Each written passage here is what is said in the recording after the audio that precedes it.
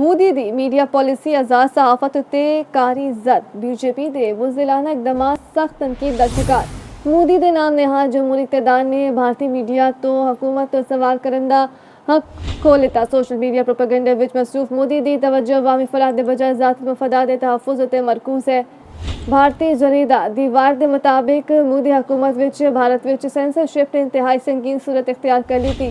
भारतीय शहरियत तो खौफजदा मोदी हुकूमत ने सेक्शन 59A दे तहत इख्तलाफी आवाज़ा नूं दबान दे बाकायदा इकदाम शुरू कर दिते। दीवार मोदी हुकूमत दे खुदसाख्ता इख्तियारात भारतीय आईनी विच दिती गई आज़ादी इजहार राय ते आज़ादी सहाफत उत्ते खुला वार ने। दीवार भारतीय सहाफ़ी पूजा प्रसन्ना दा आखना है कि रॉयटर्स इंस्टीट्यूट के मुताबिक भारत विच खबरां उत्ते एतमाद सिर्फ 49% रह गया, जबकि 52% लोग खबरां तो गुरेज करते हैं। मोदी हुकूमत की पॉलिसियां नाल भारत विच आज़ादी सहाफत हर सतह उत्ते मुसलसल मुतासर हो रही है।